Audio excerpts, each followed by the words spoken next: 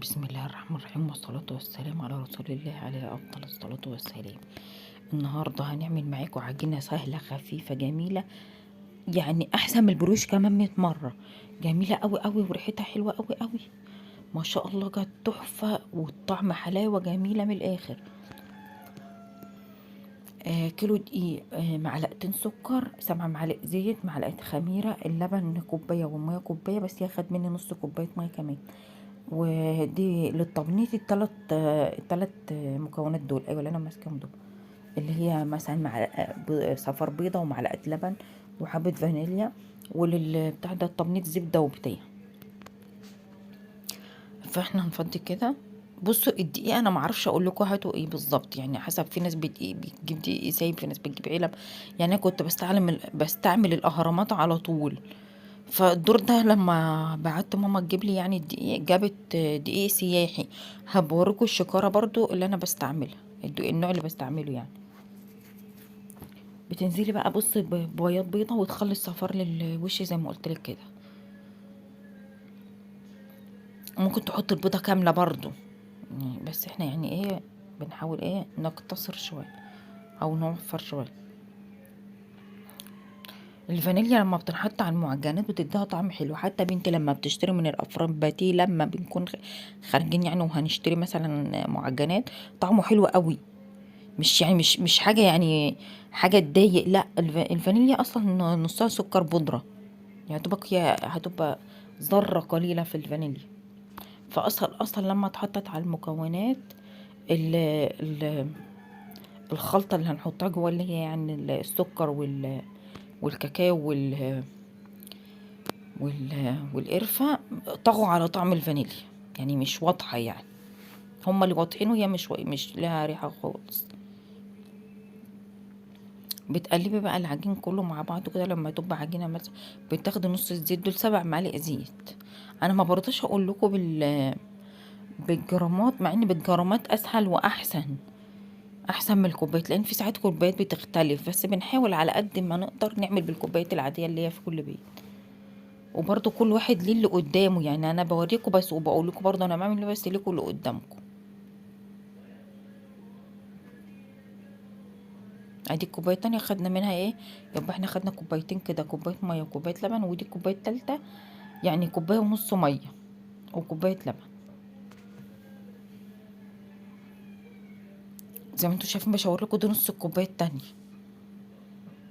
بعد كده بتنزلوا بقى اخر معلقتين زيت دول، بقى ايه بيلموا معاك العجينه اللي بتبقى يعني مفتفته او محرفشه كده، لا هيخليها لك ناعمه وملسه زي ما انت شفتي كده، وطريه خالص.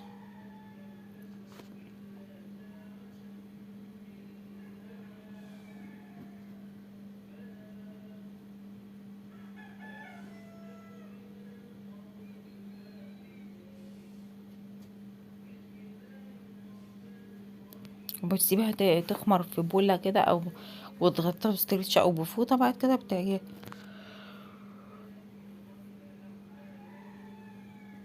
اهم حاجة مسح دهنة زيت عشان خاطر ما تلزقش معاكي في البولة وانتي بتيجي تطلعيها. ده الزيت بيعزلها عشان ايه، من البولة او الحاجة اللي بتحط فيها.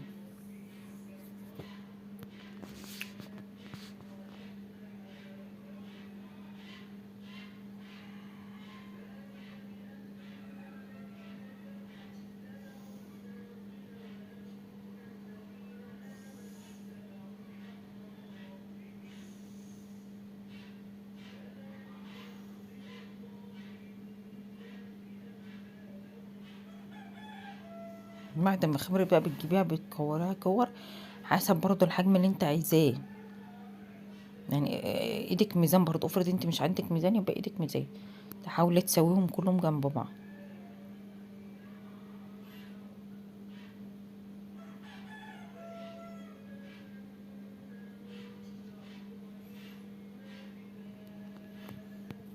ممكن تاخدي من جميع اتجاهات العجينة، تكوري، يعني يكون كل حتة فيها خمر، يقوم يخمر معاك على طول. انا بقى بحط دهنة زيت عشان مش كنت رشة دقيق، فهو كان لزق شوية.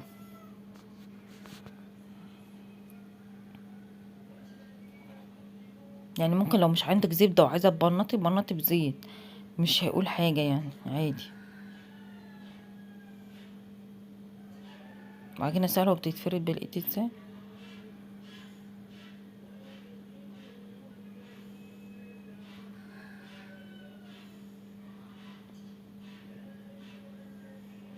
دي عشان كنت مسحة مسحة زيت فما رضيتش احط عليها زبدة. هو انا حسيت ان الكاكاو كتير، انا حاطة معلقة كاكاو ومعلقتين سكر ونص معلقة قرفة من اللي هما بتوعت الاكل، فالكاكاو غامق اصلا، فانتوا خفوه شوية، يا اما تجيبوا نوع فاتح. هو ده اسباني بيتهيألي، انه غامق قوي.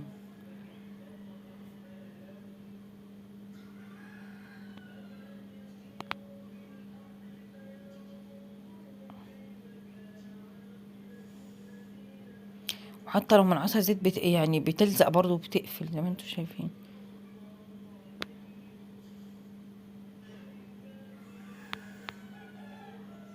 اهي تقفليها على بعض كده، اظن الصورة واضحة يعني وباينة. بعد كده بتجيبي سكينة وتقصيها من النص.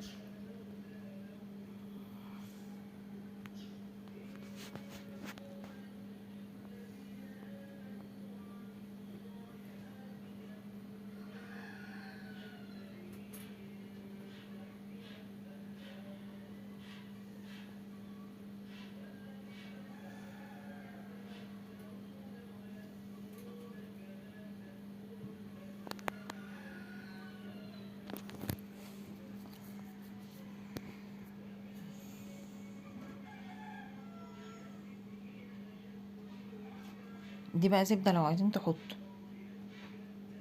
برضو مش تكتروا المادة الدهنية عشان خاطر هي اصلا يعني برضو واخدة كفايتها.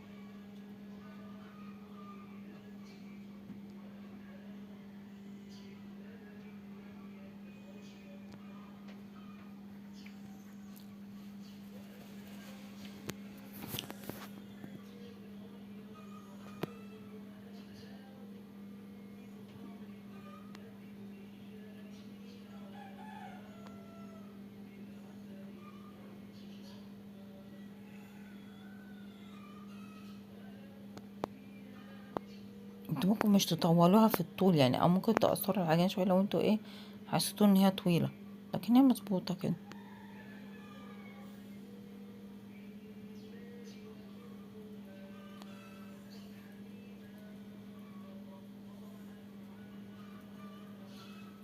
بعدين انا عملت بقى الكمية كلها مع بعض عشان مش هطول عليكم.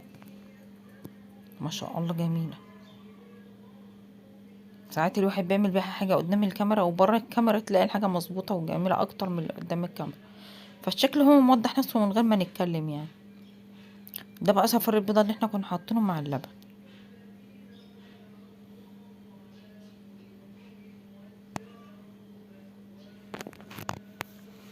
الكلام ده بعد ما بتخمر.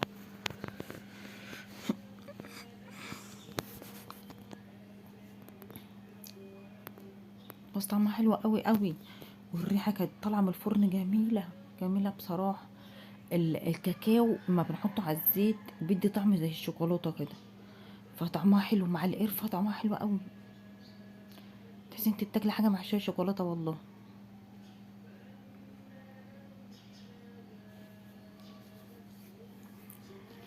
ده لو نوع الكاكاو حلو.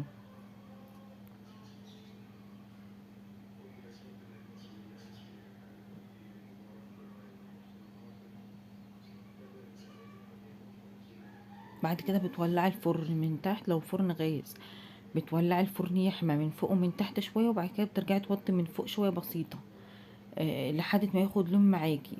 لو انت عايزة بقى توطي من تحت